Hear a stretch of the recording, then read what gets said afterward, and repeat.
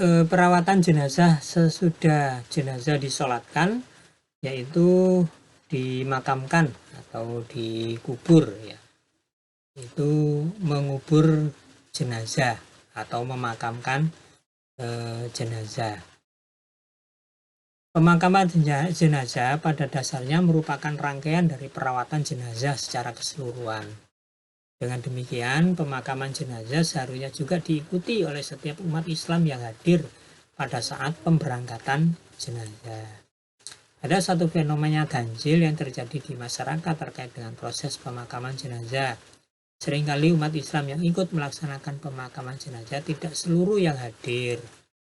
Umat Islam yang ikut mengantar jenazah sampai ke makam hanyalah beberapa orang saja, dan mungkin hanya dari pihak keluarga jenazah. Hal itu terjadi karena dalam proses pemakaman ada satu acara ritual yang dimunculkan, yaitu seremonial pemberangkatan jenazah, yang sesungguhnya acara ini tidak ada tuntunannya. Bagaimana kaifiah pemakaman jenazah? Jenazah dibawa ke pemakaman dengan berjalan cepat atau dengan cepat ya. Kemudian mengiringi perjalanan jenazah dengan berjalan jika jaraknya dekat di sekelilingnya. Jadi jenazah diangkat kemudian dibawa berjalan, berada di sekeliling jenazah itu, dekat dengan jenazah. Kemudian tidak boleh banyak bicara, diam. Sedangkan yang berkendaraan berada di belakang jenazah. Kaum wanita lebih utama tidak ikut mengantarkan jenazah ke pemakaman. Pada saat masuk ke pemakaman, hendaknya para pengantar melepaskan alas kaki atau sandal ataupun sepatu. Para pengantar sambil menunggu boleh duduk menghadap kiblat, tapi jangan duduk di atas kubur. Maka penataan kubur itu harusnya ada jarak ya satu dengan yang lain biar bisa untuk menjadi jalan lewat gitu ya. Bila sudah sampai di pemakaman, hendaknya segera dikubur dalam lubang lahat yang dalam dan di pemakaman umat Islam. Bukan pemakaman yang campur, yang umum. Gitu ya. Di saat memasukkan jenazah ke dalam liang lahat, hendaknya dimulai dari arah kaki kubur, yaitu selatan, dengan mendahulukan bagian kepala jenazah. Biasanya yang terjadi di masyarakat itu dimasukkan lewat sebelah. Ya, lewat sebelah. Itu biasanya begitu ya. Kemudian cara menurunkannya juga kurang bagus kalau lewat sebelah itu ya. Jadi kayak dilempar gitu kan. Pada saat menurunkan jenazah, jika jenazahnya wanita, maka hendaknya di atasnya ditutupi dengan kain. Jika jenazahnya laki-laki, tidak perlu ditutupi.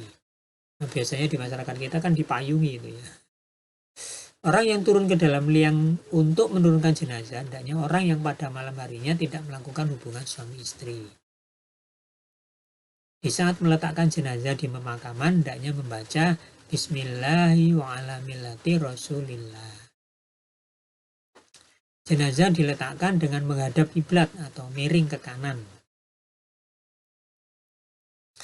Janganlah kamu menguburkan mayat pada waktu matahari terbit kecuali sesudah naik. Pada waktu tengah-tengah hari, matahari di atas kepala. Pada waktu hampir terbenam kecuali sudah terbenam. Jadi jangan berada di 3 waktu itu. 3 waktu ini juga dilarang kita melakukan ibadah sholat. Nah, termasuk juga menguburkan. Ya, kalau menguburkan di waktu malam boleh saja sebenarnya. Ya. Setelah jenazah diletakkan di liang kubur, selanjutnya ditimbun. Bagi para pengantar dapat menaburinya dengan tanah di bagian kepala sebanyak 3 kali taburan. Dalam hal ini Rasulullah mengingatkan agar jangan meninggikan kubur lebih dari sejengkal, apalagi dibangun. Padahal fenomenanya banyak sekali makam atau kubur yang dibangun sedemikian megah. Sehingga kubur itu kemudian menjadi tempat yang dikeramatkan, yang disakralkan. Ini karena dibangun sedemikian megahnya itu. Padahal Rasulullah melarang ini. Ya. Itu kan bukti kalau orang sudah meninggal saja masih bisa bermegah-megahan. Ya, padahal sudah meninggal tapi ya membangun apalagi yang pejabat-pejabat itu. Ada yang berpandangan bahwasanya membangun kubur seseorang itu yang dilakukan oleh anak-anaknya sebagai tanda bakti seorang anak terhadap orang tuanya. Jadi sebenarnya bakti anak terhadap orang tuanya itu bukan dengan cara membangun kuburnya, tapi mendoakannya. Nah, kalau hanya membangun kuburnya untuk apa? Sudah meninggal. nggak butuh bangunan gitu. Ini tapi masyarakat kita kadang masih banyak yang melakukan seperti itu. Jangan membangun tembok di atasnya, ini tidak boleh, ya ditinggikan di tembok. Tetapi boleh membuat tanda di atasnya dengan batu, kayu ataupun benda lain. Nah, batu nisan kalau di masyarakat kita itu ada tetenger ya, batu nisan itu ya, sebagai tanda di situ ada makam atas nama seseorang. Sesudah dikubur secara sempurna, hendaknya jenazah didoakan sambil berdiri, ya, tidak dengan duduk. Jadi berdoa di makam, dikubur itu sambil berdiri, ya, tidak sambil duduk. Gitu. Nah, hal-hal yang perlu dilakukan sesudah jenazah dikubur, satu, sangat utama jika para ahli waris senantiasa mendoakan orang yang sudah meninggal. Nah, dalam kaitannya dengan hal ini ada beberapa hal yang perlu diperhatikan. Mendoakan jenazah tidak harus ditentukan waktunya. Ya, lebih baik selalu didoakan setiap selesai sholat. Jadi nggak harus menunggu hari-hari tertentu, hari ke-7, hari ke-40, hari yang ke-100, hari yang ke-1000. Ya. Nggak perlu. Ya. Doakan setiap hari, setiap saat. Ya. Jadi tidak dituntunkan adanya ritual khusus doa bersama untuk jenazah dengan mengundang banyak orang di hari-hari tertentu. Tadi itu hari ke-7, ke-40, 100, hari ke-1000. Itu tidak ada tuntunannya. Berdoa itu ya setiap saat. Makan-makan di rumah jenazah pada masa hari perkabung maksimal 3 hari dikategorikan sebagai bentuk ratapan yang dilarang oleh Rasulullah Shallallahu Alaihi Wasallam. Jadi kasihan orang yang sudah mendapat ujian kesedihan, kesusahan, masih harus menyiapkan makan untuk orang banyak itu kan.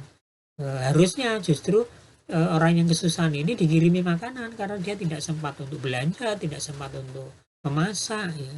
Nah, sehingga dia itu harusnya malah dikirimi oleh orang lain, oleh tetangganya, oleh ini agar hatinya tidak sedih terus gitu loh. Ini malah disuruh masak-masak, disuruh nyiapkan makan untuk orang lain. Nanti sesudah itu tinggal mikir bingung biayanya.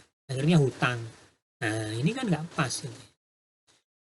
Nah, kemudian boleh berziarah ke kuburnya setiap saat untuk 2 tujuan. Boleh berziarah kubur. Muhammadiyah itu tidak melarang ziarah kubur sebenarnya, tapi kadang orang mengatakan tidak boleh ziarah kubur. Boleh. Nah, ziarah kubur itu ada 2 tujuan, mendoakan jenazah. Nah, kemudian yang kedua yaitu mengingat akan kematian. Yang paling utama adalah mengingat akan kematian gitu ya.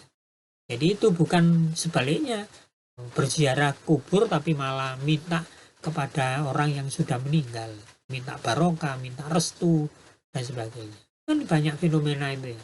Orang berziarah kubur ke makam atau ke kubur orang-orang yang disucikan, yang disakralkan, tokoh-tokoh.